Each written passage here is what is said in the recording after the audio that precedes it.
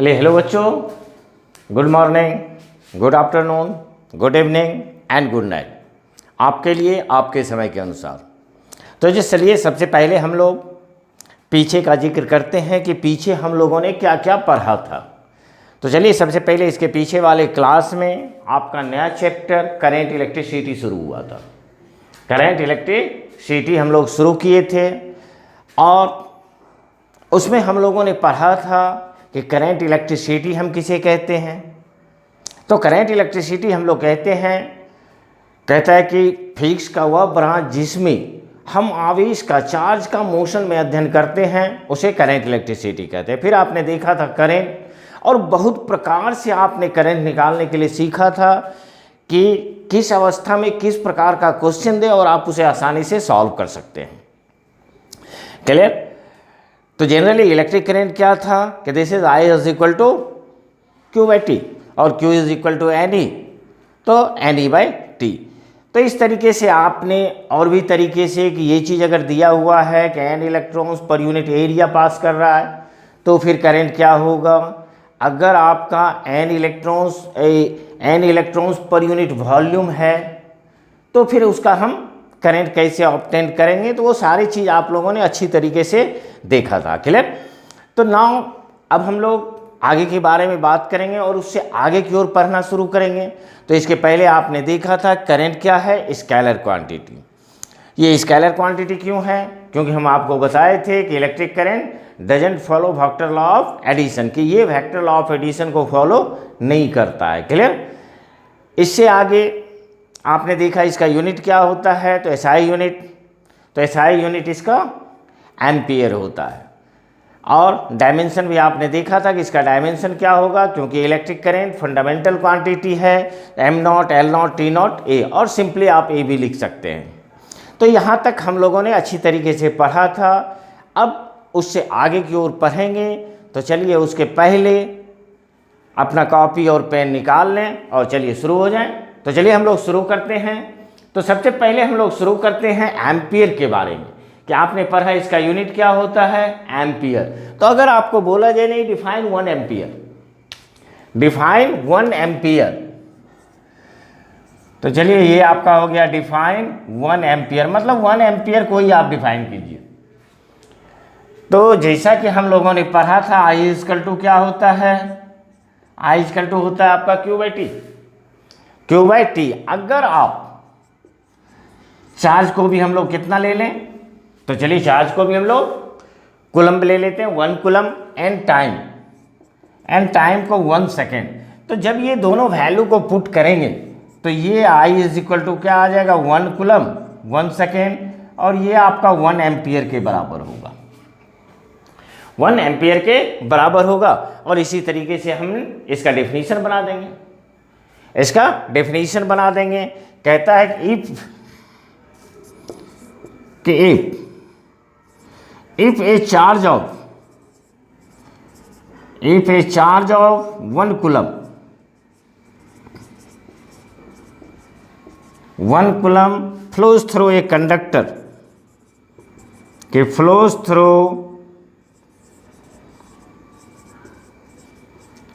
through a conductor, कि if a charge of 1 coulomb flows through a conductor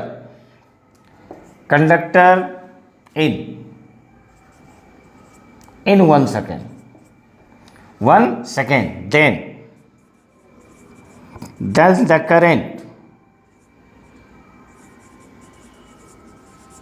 then the current obtained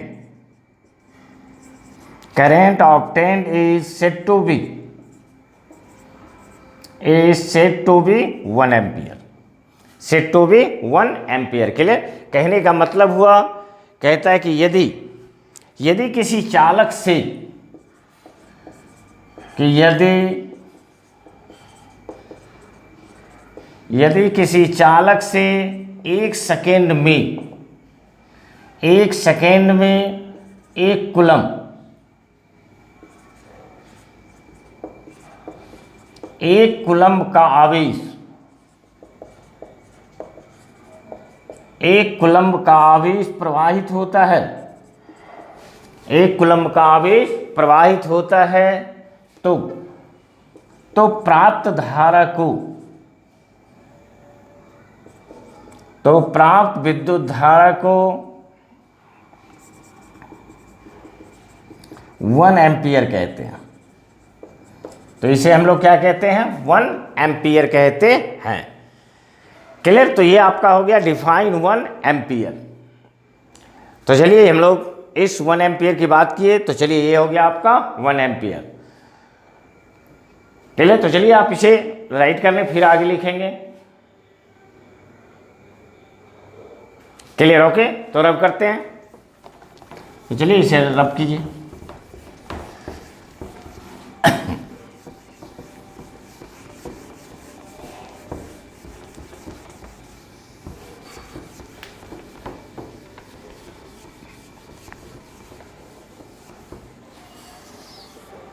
okay, ना देखिए हम लोग देखते हैं कॉन्वेंशनल करेंट कि कॉन्वेंशनल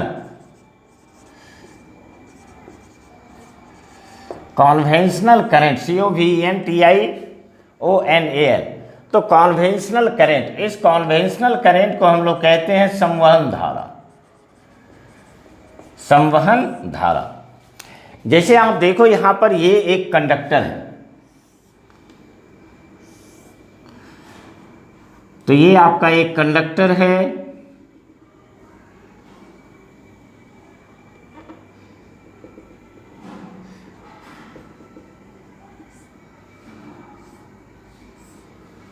और इस तरीके से हम इसे एक सेल से जोड़ देते हैं।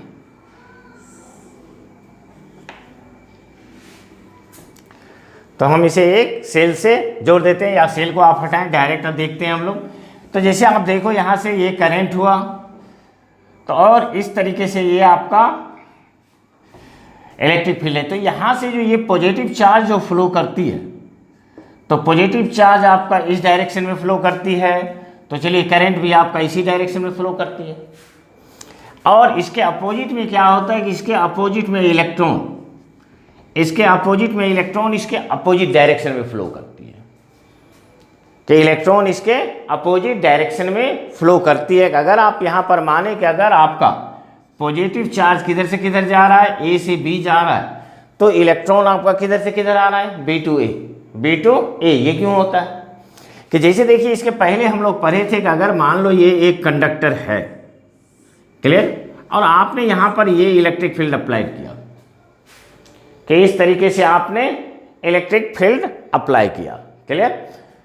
तो जब आपने ये इलेक्ट्रिक फील्ड अप्लाई किया तो ये आपका इलेक्ट्रिक फील्ड ई हुआ।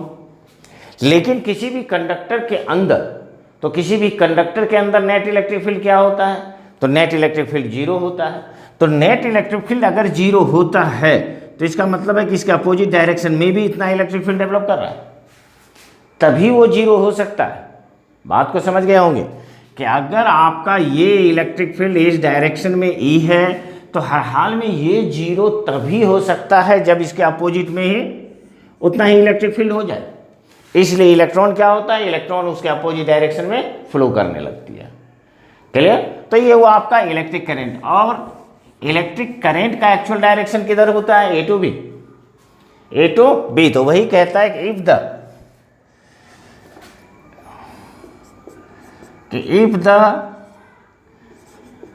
if the direction of flow of positive charge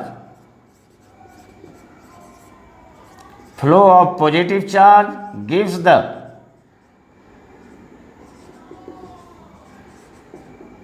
direction of electric current, then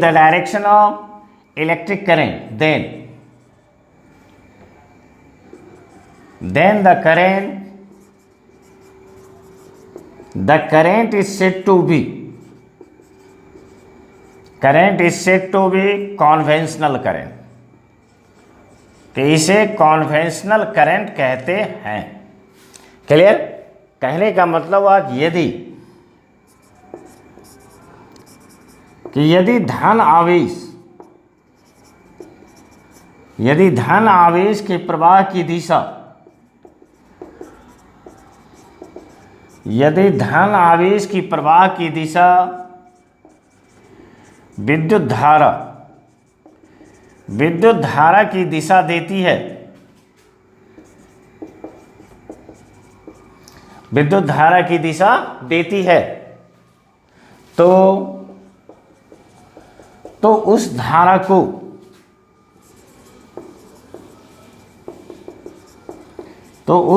को संवहन धारा कहते हैं। उस धारा को संवहन धारा कहते हैं। और इसके जस्ट अपोजिट आपका एक दूसरा करंट होता है जिसे हम लोग क्या कहते हैं, इलेक्ट्रॉनिक करंट। तो इसे इलेक्ट्रॉनिक करंट कहते हैं। इसे हम लोग कहते हैं इलेक्ट्रॉनिक धारा। इलेक्ट्रॉनिक धारा स्वाभाविक है कि ये जो इलेक्ट्रॉन का फ्लो, तो इलेक्ट्रॉन के फ्लो के कारण जो करंट हमें प्राप्त होती है उसे इलेक्ट्रॉनिक करंट कहते हैं, इलेक्ट्रॉनिक करंट कहते हैं। क्लियर? तो कहता है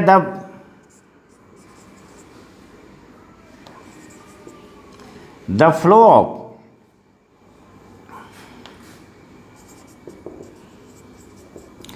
या the direction of flow of electron, the direction of flow of electron gives electronic current, clear? कहता है the direction of electronic current, the direction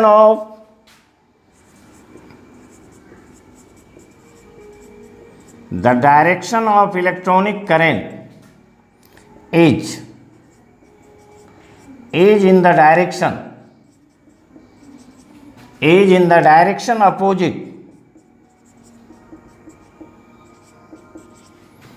opposite to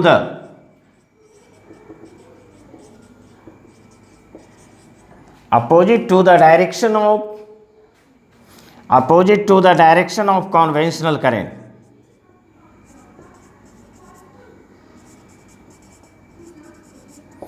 opposite to the direction of conventional current. कहता है electron के प्रवाह की दिशा, कि electron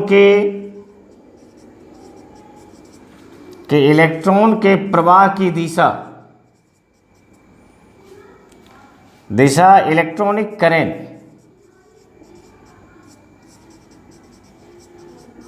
electronic current की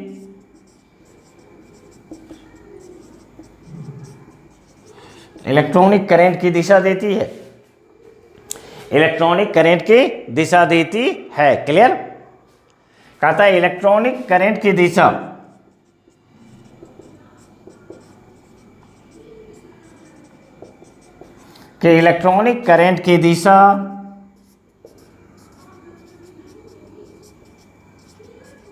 संवहन धारा की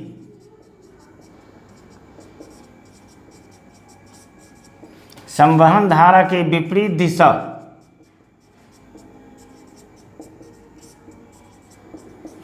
संवहन धारा के विपरीत दिशा में होती है। क्लियर?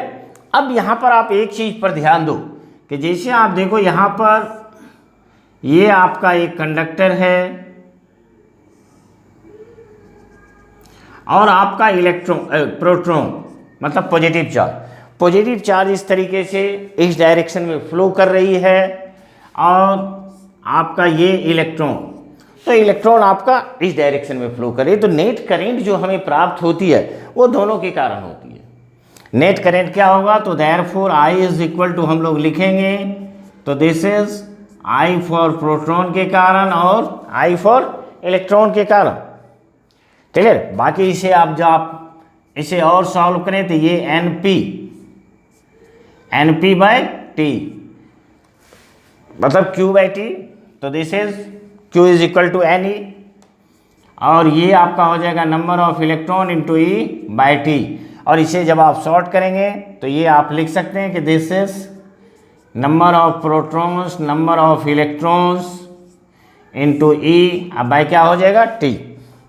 और फाइनली अगर ये बात करें कि करंट का डायरेक्शन किधर होता है, तो करंट का direction A to B, finally A to B, positive से प्रोटॉन की दिशा, मतलब पॉजिटिव चार्ज का डायरेक्शन। क्लियर, बात आप समझ रहे हो? क्लियर, तो फाइनली आप लिख सकते हैं कि the direction of electric current, कि the direction of electric current is, the direction of electric current is in the direction of flow of positive charge। Clear? तो चलिए यहां तक आप प्लीज पहले राइट करें, फिर हम आगे की ओर देखेंगे, आगे बढ़ेंगे। चलिए प्लीज राइट।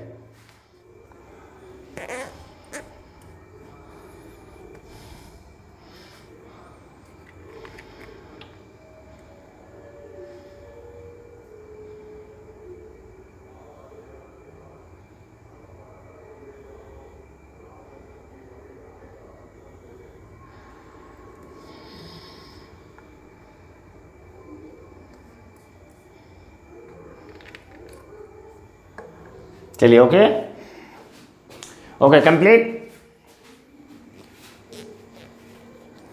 तो चलिए इसे रब करें।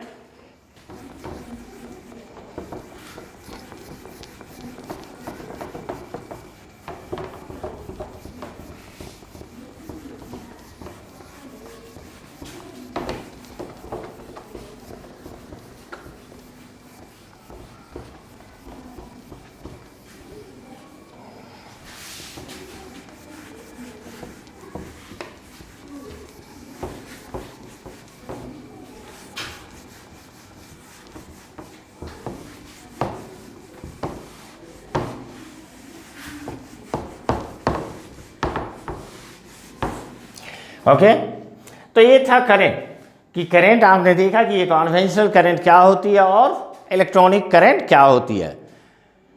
तो चलें इसी तरीके से ध्यान देके पढ़ें तो हर चीज़ समझ में आएगी, और हर चीज़ समझने का प्रयास करेंगे तो कोई रोक नहीं सकता, आपको समझ में आ ही जाएगी। क्योंकि कल ही हम एक बात किए थे आपसे कि जो कोशिश करता है वो कभी हारता नहीं है।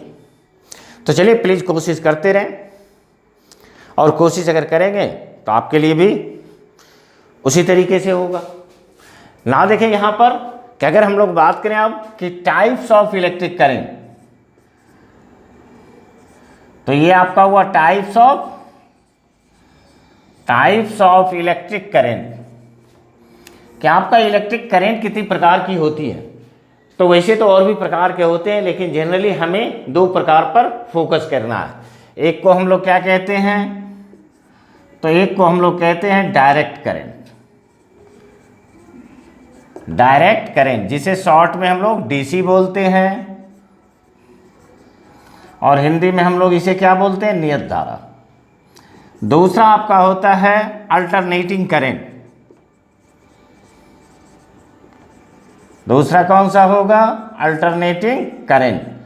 इसे शॉर्ट में एसी बोलते हैं, डीसी एसी आप जानते हैं अच्छी तरीके से। तो अल्टरनेटिंग करंट, और अल्टरनेटिंग करंट को हम लोग कहते हैं प्रत्यावर्ती धारा, प्रत्यावर्ती धारा। क्लियर? तो चलिए अब हम लोग देखते हैं कि डीसी और एसी कि ये दोनों क्या है आपका। तो चलिए सबसे पहला पार्ट को हम लोग क्या लेंगे, डीसी मतलब डायरेक्ट करंट।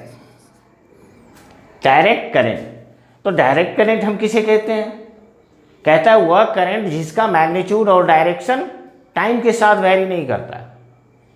बात समझिए, वो कांस्टेंट रहती है, तो उसे कौन सा करंट कहते हैं, डायरेक्ट करंट कहते हैं, कांस्टेंट करंट कहते हैं। चलिए जैसे आप देखो कि इसका सोर्स, अगर सोर्स का बात करें तो आपका सेल, बैटरी या सोलर प्लेट, ये सब चीज़ से कौन सा करंट प्राप्त होती है, डीसी करंट प्राप्त होती है। क्लियर? तो उससे डीसी करंट प्राप्त होती है। और एसी की बात करें तो जैसे हम लोग जो अपने घर में यूज़ करते हैं वो कौन सा करंट है, तो वो आपका एसी करंट है। तो चलिए सबसे पहले डीसी करंट कहता है दोज करंट, कि those current those current whose magnitude and direction, whose magnitude and direction doesn't vary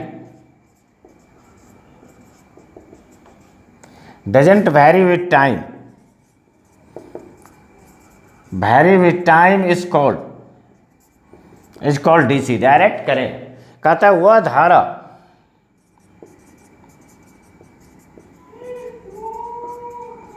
वह धारा जिसका परिमाण और दिशा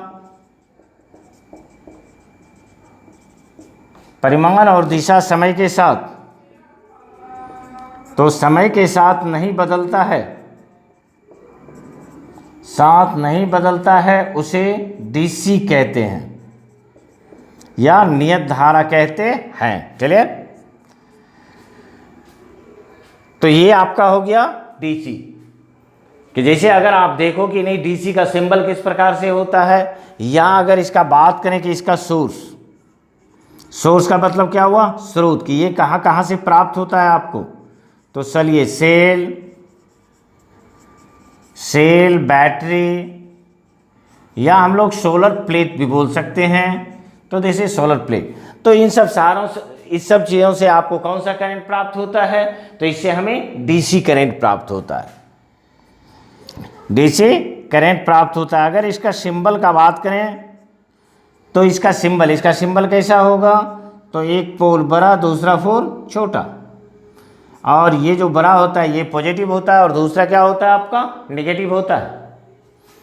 अगर इसका इफेक्ट का बात करें तो सोज कौन सा इफेक्ट कब देता है, तो सोज सबसे पहला तो हीटिंग इफेक्ट आपको देता है, कि सोज हीटिंग इफेक्ट, या आप इसे केमिकल इफेक्ट भी बोल सकते हैं, तो केमिकल इफेक्ट भी प्रोड्यूस करता है, chemical effect.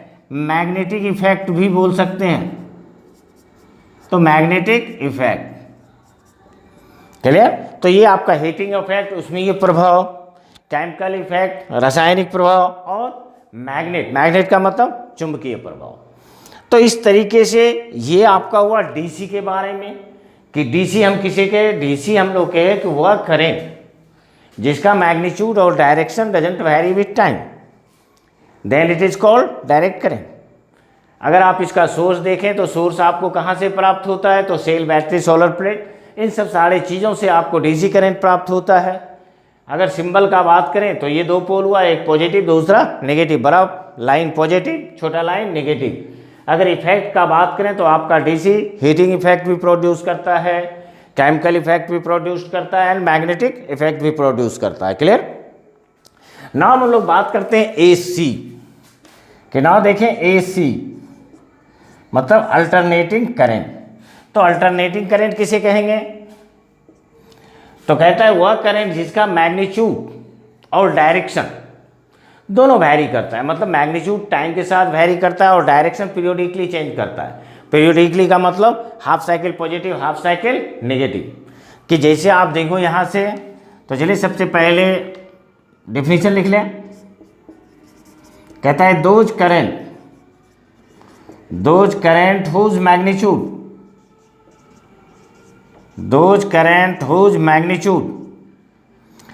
Magnitude varies with time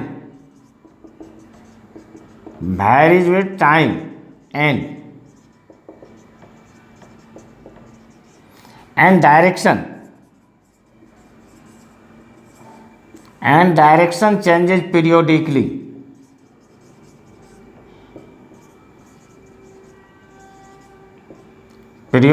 is called AC, clear? कि जैसे अगर इसका आप ग्राफ देखें तो ये ग्राफ कैसा होगा, जैसे यहाँ से आप ले लो, ये आपका करंट का लाइन हुआ और ये टाइम का लाइन हुआ, ये कैसा होगा, कांस्टेंट होगा। It is DC. कहता है वह धारा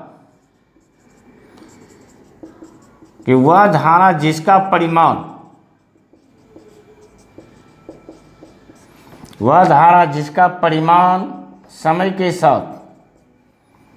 समय के साथ बदलता है, समय के साथ बदलता है। और दिशा, और दिशा, तो ये आपका हो गया दिशा आवर्ती रूप से, दिशा आवर्ती रूप से परिवर्तित होता है, दिशा आवर्ती रूप से परिवर्तित होता है, तो उसे प्रत्यावर्ती धारा,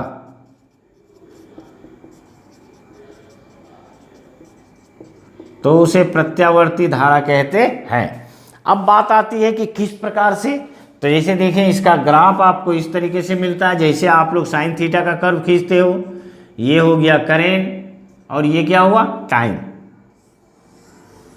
कि हाफ साइकिल पॉजिटिव और हाफ साइकिल नेगेटिव। तो इसी तरीके से आपका करंट चलता है, हाफ साइकिल पॉजिटिव और हाफ साइकिल नेगेटिव। क्लियर? तो ये आपका जस्ट पहले हमने ग्राफ दिया। अगर आप इसके सिंबल का बात करें कि इसका सिंबल, तो नेक्स्ट पॉइंट,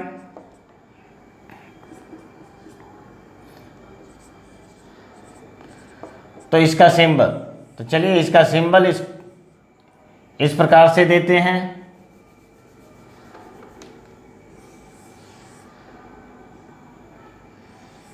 ऐसा आप जिस तरीके से देखें तो वो कैसा है आपका एसी का चिन्ह होता है, एसी का चिन्ह होता है। क्लियर? अगर यहां पर देखें तो सोज हीटिंग इफेक्ट ओनली,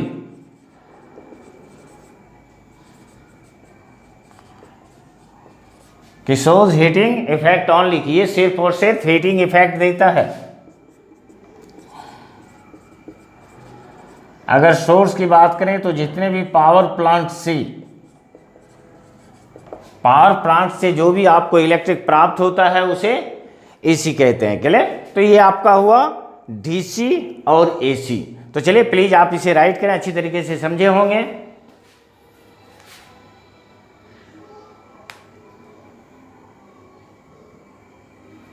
क्लियर? तो चलिए रब करते हैं।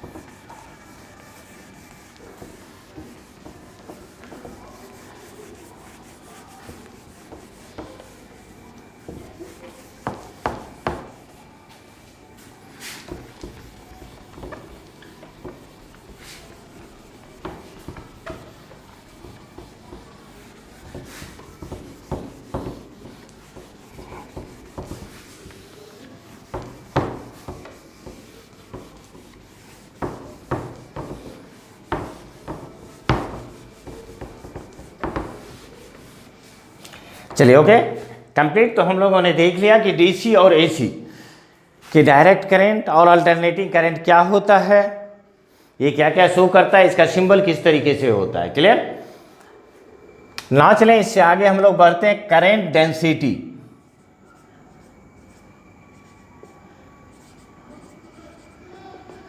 तो करंट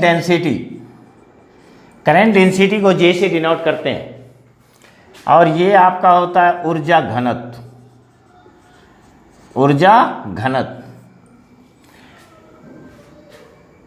तो ऊर्जा घनत्व जैसे आप देखो यहां पर कि ये आपका एक कंडक्टर है,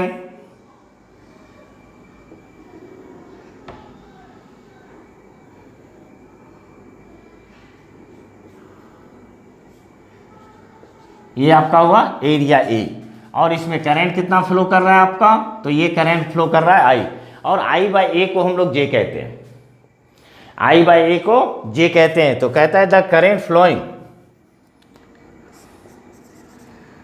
कि the current flowing per unit area,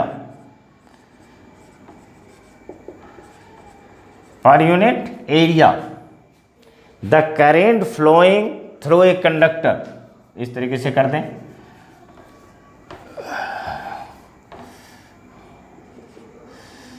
कि the current flowing flowing through conductor, current flowing through conductor per unit area, per unit area is called, per unit area is called current density, is called current density. Clear? कहता है किसी चालक के, किसी चालक के प्रति एकांक,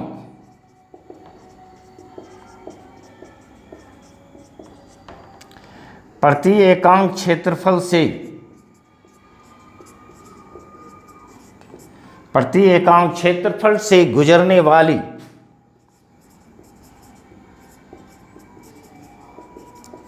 वाली विद्युत धारा को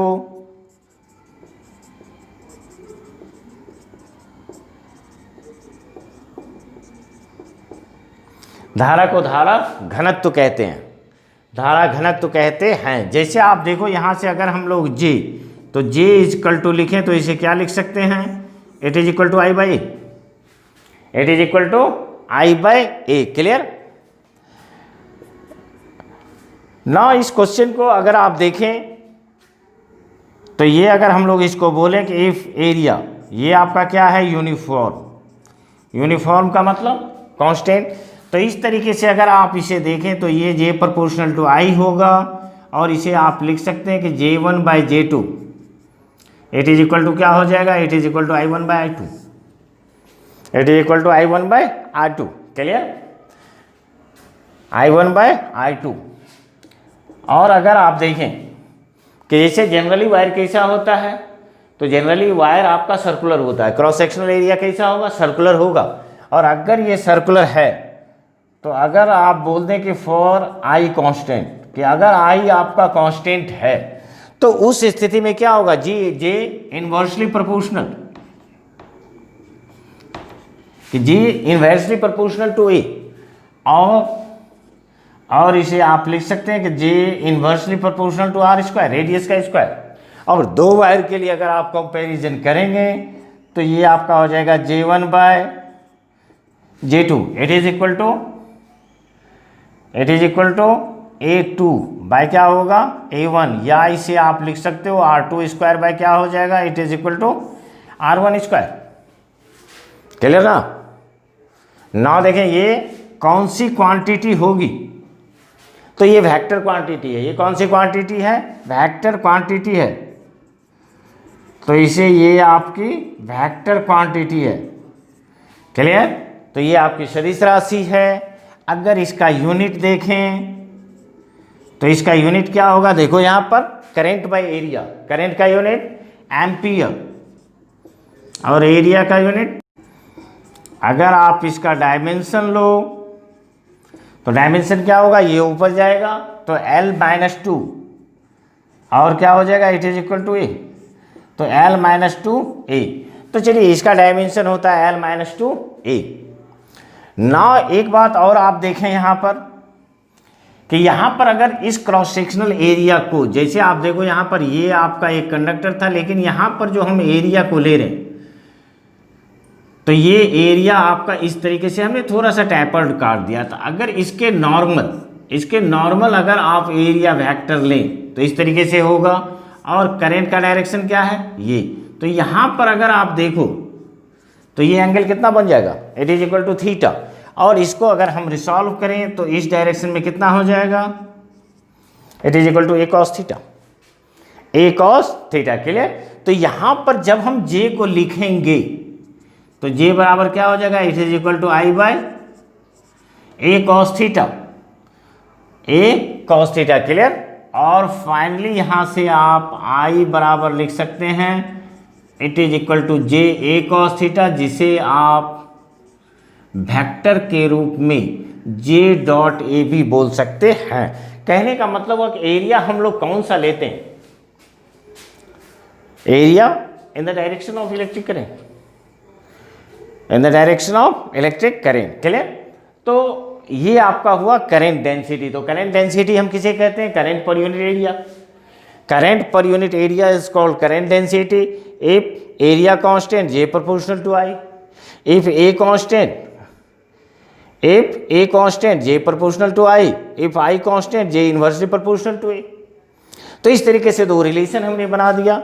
ये वेक्टर क्वांटिटी होती है, इसका unit ampere per metre square होता है, डायमेंशन L-2A होता है, और इस तरीके से आप कैलकुलेशन कर सकते हैं हर एक चीज़ का, हर एक पार्ट का। तो चलिए दो चीज़ों को हमने अच्छी तरीके से आज आपका करेंट डेंसिटी तक आपने अच्छी तरीके से पढ़ा। फिर इससे आगे रिलैक्सेशन टाइम, ड्रिफ्ट स्पीड, इन सब सारे चीज़ों को नेक्स्ट क्लास में फॉलो करेंगे, नेक्स्ट क्लास में रीड करेंगे। तो चलिए तब तक आप मन लगाकर पढ़ते रहें, अच्छी तरीके से पढ़ाई करें, और अगर हम अपने लिए बात करें तो please like share and subscribe, please like share and subscribe, ज़्यादा से ज़्यादा शेयर करें, ज़्यादा से ज़्यादा लाइक करें, ज़्यादा से ज़्यादा सब्सक्राइब करें। क्लियर? ओके, फिर नेक्स्ट क्लास में हम आपसे मिलते हैं, तब तक के लिए थैंक यू।